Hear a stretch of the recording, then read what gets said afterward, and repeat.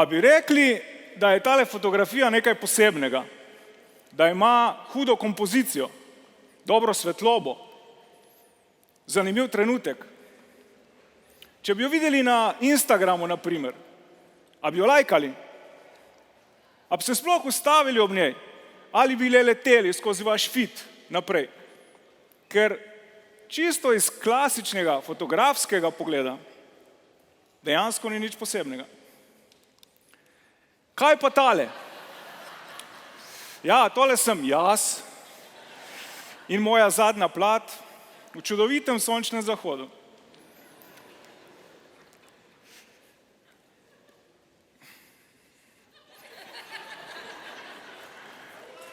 Čudovit portret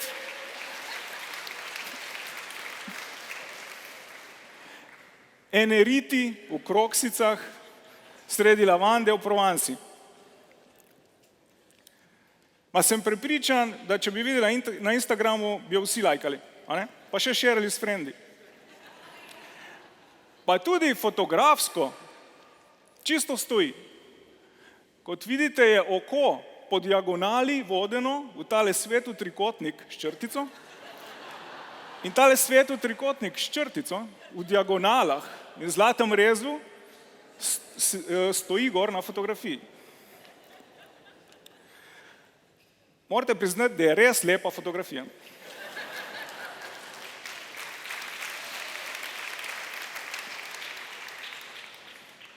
No, imam še kar nekaj takih lepih fotografij. Jaz tim rečem ta lepe fotografije. In take naj bi si pari po poroki tudi želeli. In take tudi dobijo. Lepi ljudje, emocije, pa čudovite scene, pa tudi vreme. Saj ste opazili, gor strelo nad zidom. Enih 200 fotografij sem naredil prej, ko sem jo ujel. Pa hude kompozicije, seveda poljubi in gasilske slike, pa zasanjana ozadja, neverjetne lokacije,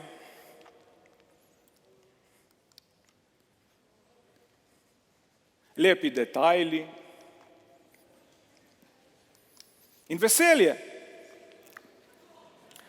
Ampak to ni vse, kar pari dobijo od mene. Potem so tu še drugačne fotografije. Jaz tem rečem ta dobre fotografije. In to so tiste, ki ti mogoče dajo celo misliti.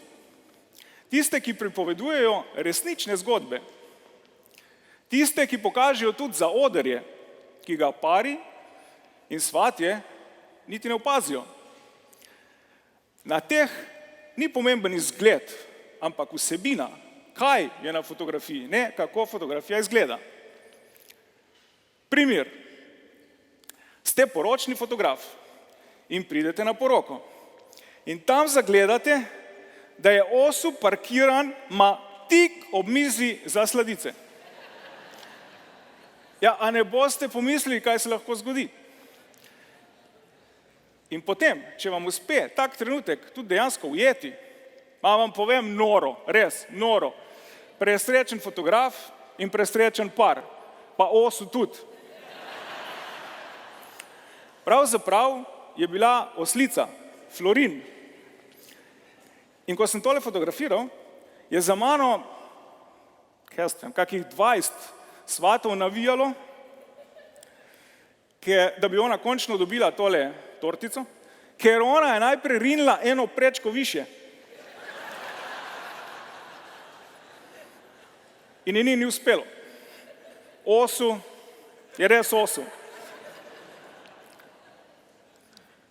Ali pa ko vidite, da mulc, namesto da bi opazoval vso zgodovino okrog njega, ne, on gleda tablico. je tudi on že del te zgodovine ali mogoče gleda zgodovino na tablici. Diskutabilno. Ali pa, ko vidite od covida naveličano svatinjo, ki po večeri skoči na mizo in naredi total žur. Le kdo bi zamiril, a ne? Ampak, a je to tipična poročna fotografija? A je za Instagram? Ali gre za neko drugačno estetiko? A gre samo za vsebino? Veste, moji pari so najboljši pari na svetu. Res. In jaz sem jim neizmerno hvaležen, da mi zaupajo to nalogo, da za njih in njihove naslednike dokumentiram, kar se je res zgodilo na poroki. Dušo poroke. No, včasih iščem tudi neko dualnost, kompleksnost. Pa sem nekoč v odsevu ujel te otroke, ki se vsi veseli igrajo zunaj na svežem zraku, odrasli pa noter v zaprtem, zatohlem prostoru pametujejo. Mogoče o svobodi. Halo?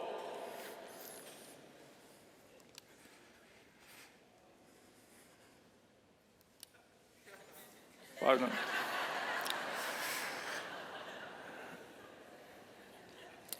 Ja, poroka je kot življenje. Konglomerat čustev in dejanj stisnen v en dan. In če lahko vidiš življenje, če lahko vidiš lepoto resnice, če lahko vidiš skozi tančico zunanjosti, skozi fasado, če lahko vidiš vsebino, ali ni to res nekaj čudovitega? Kot, ko vidiš, da te tvoja prijateljica par trenutkov pred obredom, par trenutkov pred obredom, reši, ker te odvleče dol v likalnico hotela in ti zlika ogromno gubo na tvoji poročni obleki, ti pa medtem čakaš in mahaš s svojimi zrezki. Tako je ta nevesta imenovala, tale njen nedrček. Ali pa ko vidiš, kako res dobre prijatelje imaš okrog sebe, ki ti bodo vedno priskočili na pomoč. Ta nevesta je nekoč tudi bila majhna in mogoče je že takrat sanjala o tem, da bo nekoč imela tako čudovito obleko in posebne čevlje, kot mogoče o tem, ravno kar tukaj, sanja tale punčka na levi. No, za fanta zraven sem pa kar, vam povem, prepričan, da še ne sanja o tem, da bi bil ženin. Prej sem govoril,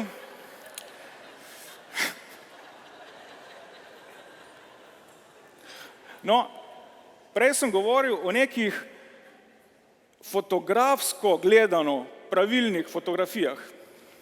Tretjine, zlati rez, pa to. Kjer na teh pravilnih naj bi bilo oko vodeno v bistvo. Ampak meni so všeč tudi drugačne fotografije, take, kjer oko ni vodeno takoj v bistvo, kjer je mogoče kar malo zmedeno, pa išče. Kot tukaj, na primer. Kaj je bistvo? Je to nevesta pod obleko? Je to njena prijateljica, ki ji pomaga? Ali so to z ritkami migajoče plesavke na televiziji? Ali pa tukaj? Ja, boste rekli, lejte ga tegale svata na desni, a ne? Smeji se, pa še rogove ima. Ja, res je. Ampak ta dva svata se v resnici smejita klobuku na tamalem jelenu. Predvsem se pa sprašujeta le, kako ga bosta dobila nazaj dol. No, lejte jih. General maha, oni pa strumno v vrsti čakajo, da začnejo nositi ven in juhe, pečenke, solate in torte. Ampak tega zaodrja pari in svatje res ne vidijo. In včasih niti ne vedo, koliko ljudi dejansko skrbi za to, da imajo oni tako neverjeten, nepozaben, čudovit poročen dan.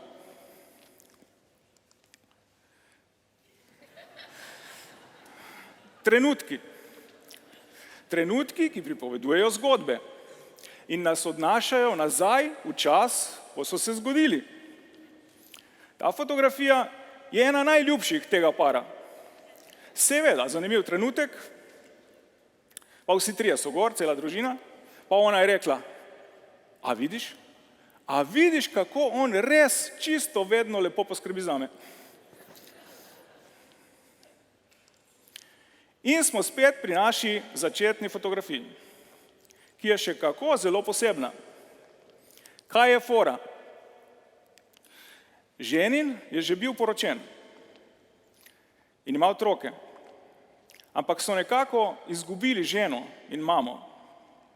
Pa se je odločil, da si najde drugo partnerko. In otroci jo imajo zelo radi.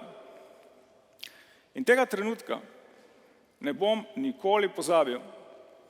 In sem prepričan, da ga tudi otrok in ona ne bosta. Po obredu je prišel k njej, jo stisnil in ji rekel, a te od sedaj naprej lahko kličem mama. Solze so mi takrat prišle na oči. Ja, to je življenje.